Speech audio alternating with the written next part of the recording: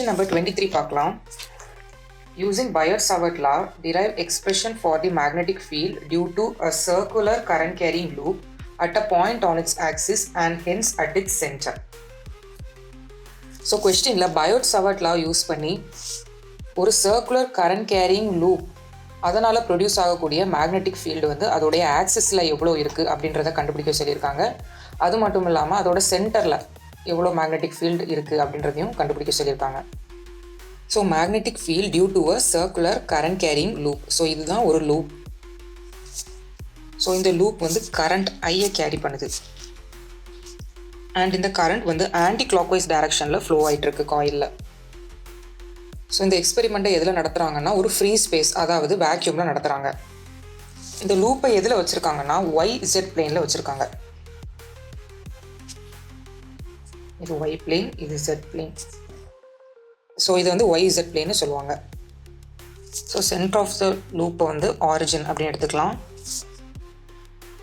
So இந்த origin வழியாக pass ஆகக்கூடிய லைனை தான் நம்ம ஆக்சிஸ் அப்படின்னு சொல்லுவோம். இந்த ஆக்சிஸ் பார்த்தீங்கன்னா எக்ஸ் அப்படின்ற ஒரு பிளேனில் இருக்குது.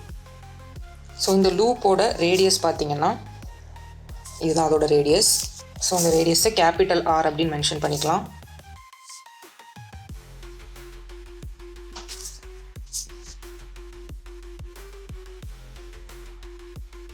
இந்த லூப்பில் ஒரு சின்ன எலமெண்ட்டை எடுத்துக்கலாம். இந்த பார்ட் எடுத்துக்கலாம். இதுக்கு பேரை வந்து DL அப்படின்னு சொல்லுவாங்க. DL வந்து ஒரு conducting element.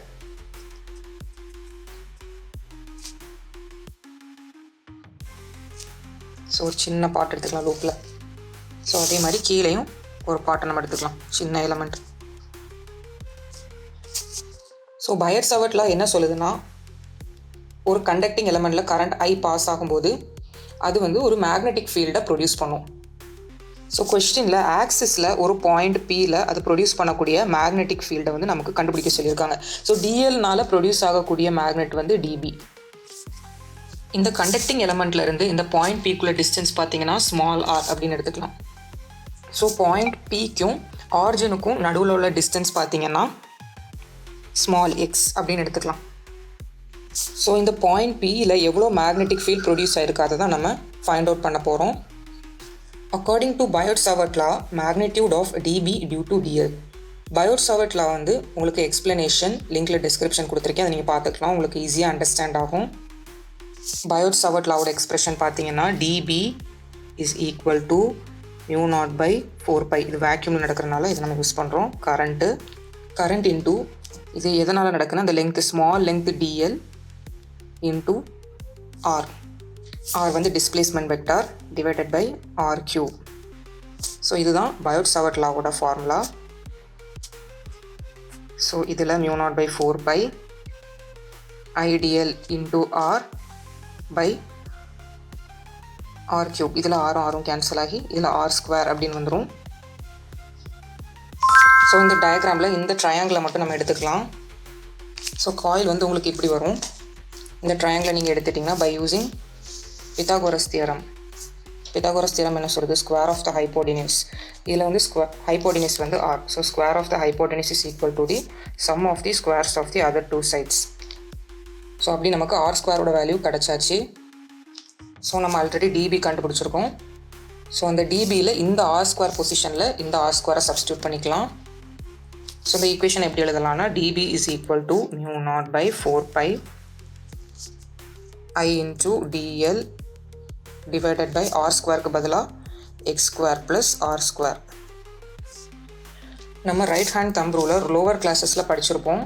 So flow of current வந்து இந்த மாதிரி டிரெக்ஷனில் இருந்துச்சுன்னா மேக்னெட்டிக் ஃபீல்டு வந்து இப்படி இருக்கும். ஸோ இந்த ரைட் ஹேண்ட் தம்ப் ரூலை இந்த இமேஜில் நீங்கள் அப்ளை பண்ணிங்கன்னா, ஸோ இந்த இமேஜில் பார்த்தீங்கன்னா கரண்டோட டிரெக்ஷன் வந்து ஆன்டி கிளாக் வைஸில் இருக்குது. ஸோ இதில் வந்து கரண்ட் இந்த பக்கமாக ஃப்ளோ ஆகும். ஸோ டைரக்ஷன் ஆஃப் கரண்ட் வந்து இந்த பக்கமாக இருக்குது. இப்படி இருக்கும்போது மேக்னெட்டிக் ஃபீல்டோட டிரெக்ஷன் வந்து அப்வர்டாக இருக்கும். இந்த மாதிரி இருக்கும் டைரக்ஷன் ஆஃப் மேக்னெட்டிக் ஃபீல்டு. அதே கீழே பார்த்தீங்கன்னா கரண்டோட டிரெக்ஷன் வந்து இந்த பக்கமாக ரைட் சைடாக இருக்கும். இதில் direction of current right side flow ஆகுறனால மேக்னெட்டிக் ஃபீல்டோட டிரெக்ஷன் பார்த்தீங்கன்னா இப்படி டவுன்வர்டாக இருக்கும். ஸோ இது மேலே உள்ள மேக்னெட்டிக் ஃபீல்ட் கீழேருந்து மேலே போகிற மாதிரி இருக்கும். இதில் வந்து மேலேருந்து கீழே போகிற மாதிரி இருக்கும். ஸோ கீழே உள்ள கண்டக்டிங் எலமெண்ட் டிஎல்க்கும் இந்த டிபிக்கும் இடையில உள்ள டிஸ்டன்ஸும் ஸ்மாலாக தான், மேலேயும் ஸ்மாலாக தான். கீழே உள்ள கண்டக்டிங் எலமெண்டோட மேக்னெட்டிக் ஃபீல்டு இப்படி ஆக்ட் ஆகும். அண்ட் மேலே உள்ள கண்டக்டிங் எலமெண்ட்னால ஆக்ட் ஆகக்கூடிய மேக்னெட்டிக் ஃபீல்டு இப்படி ஆக்ட் ஆகும். ஸோ இந்த ரெண்டு மேக்னெட்டிக் ஃபீல்டுக்கும் ஹாரிசாண்டல் அண்ட் வெர்டிக்கல் காம்போனன்ட்ஸ் இருக்கும். ஸோ ஹாரிசாண்டல் காம்போனன்ட் இப்படி இருக்கும், வெர்டிக்கல் காம்போனன்ட் இப்படி இருக்கும். இது மேலே உள்ள டிபியோட வெர்டிக்கல் காம்போனன்ட், இது கீழே உள்ள டிபியோட வெர்டிக்கல் காம்போனன்ட்.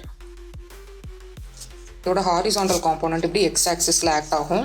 ஸோ இதுதான் அந்த ஹாரிசாண்டல் காம்போனன்ட். ரெண்டுக்குமே ஹாரிசாண்டல் காம்போனன்ட் ஒரே பிளேஸில் தான் இருக்கும், ரெண்டுமே ஓவர்லாப் ஆகி இருக்கும். இந்த வெர்டிக்கல் காம்போனன்ட் ஈக்குவல் அண்ட் ஆப்போசிட்டாக இருக்கிறனால இந்த ரெண்டுமே கேன்சல் ஆயிரும். ஸோ மீதி இருக்கிறது இந்த ஹாரிசாண்டல் காம்போனன்ட், இந்த ரெண்டுமே ஆடட் அப் ஆகிக்கும். ஸோ இதை வச்சு தான் நம்ம மேக்னெட்டிக் ஃபீல்டை கண்டுபிடிக்க போகிறோம். ஸோ இந்த ஹாரிசாண்டல் காம்போனன்ட் மேக் பண்ணக்கூடிய ஆக்சிஸ் கூட மேக் பண்ணக்கூடிய ஆங்கிள் பார்த்தீங்கன்னா DB cos theta.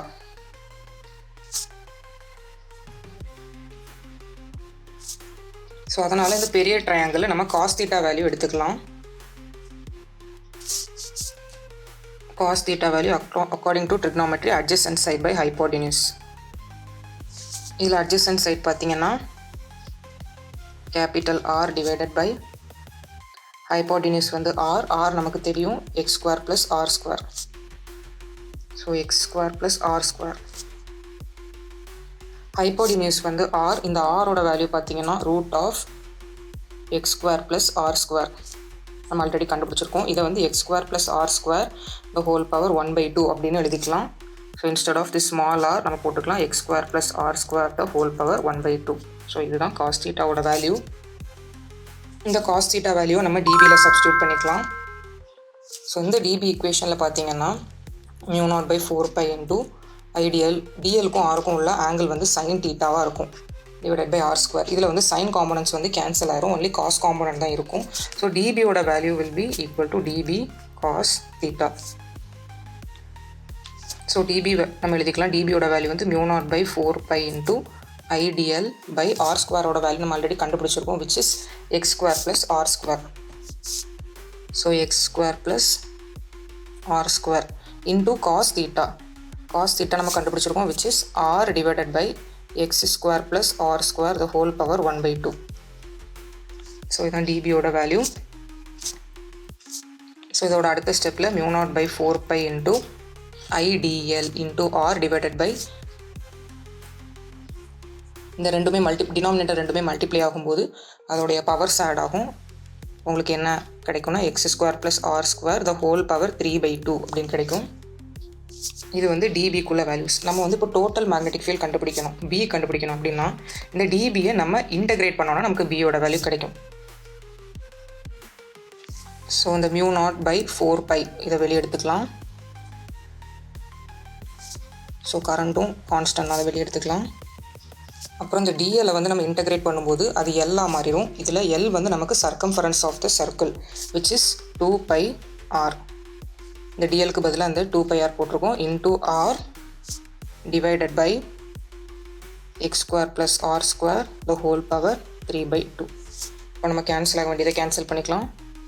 2 2s are 4, π cancel ஆகும். மீதி உள்ள டேர்ம்ஸ் பார்த்தீங்கன்னா μ0 I இன்டூ இந்த ரெண்டு ஆரும் மல்டிப்ளை ஆகி ஆர் ஸ்கொயர் அப்படின்னு கிடைக்கும், divided by 2 into X square plus R square the whole power 3/2. So இதுதான் magnetic field on the axis of a circular லூப்போட ஈக்குவேஷன். காயிலோட சென்டர்லையும் எவ்வளோ மேக்னெட்டிக் ஃபீல்டு இருக்குன்னு கேட்டிருக்காங்க. சென்டர் அப்படின்னு வரும்போது இந்த வேல்யூ ஆஃப் எக்ஸ் வந்து 0 ஆயிரும். அப்படின்னா தான் நம்ம சென்டரை கண்டுபிடிக்க முடியும். Magnetic field at center of the லூப்னா எக்ஸோட வேல்யூ வந்து 0. ஸோ இந்த ஈக்குவேஷனில் எக்ஸோட வேல்யூ நீங்கள் 0ன்னு சப்ஸ்டியூட் பண்ணிங்கன்னா உங்களுக்கு remaining terms μ0 into IR square divided by 2 into X term வந்து 0 ஆயிரும். மீதி இருக்கிற டேர்ம் பார்த்தீங்கன்னா R square the whole power 3/2. So 2 into 3/2 இப்படி வரும்போது இந்த ரெண்டும் கேன்சல் ஆயிரும். மீதி இருக்கிற டேர்ம்ஸ் பார்த்தீங்கன்னா μ0 into IR square divided by 2r. So இந்த மேக்னெட்டிக் ஃபீல்டு எந்த ஆக்சிஸில் ஆக்ட் ஆகும் நமக்கு தெரியும். இது வந்து எக்ஸ் ஆக்சிஸில் இந்த மேக்னெட்டிக் ஃபீல்டு ஆக்ட் ஆகிட்டு இருக்கு. ஸோ இதை நம்ம எப்படி மென்ஷன் பண்ணிக்கலாம்னா ஐ கேப் அப்படின்னு மென்ஷன் பண்ணிக்கலாம். So this is the magnetic field at the centre of the loop. ஸோ இதெல்லாம் ரொம்ப இம்பார்ட்டண்ட்டான ஈக்குவேஷன்ஸ். ஏதாச்சும் டவுட் இருந்துச்சுன்னா கமெண்ட் செக்ஷனில் மறக்காமல் கமெண்ட் பண்ணுங்கள். உங்கள் ஃப்ரெண்ட்ஸ்க்கும் இந்த வீடியோவை ஷேர் பண்ணுங்கள். தேங்க்யூ.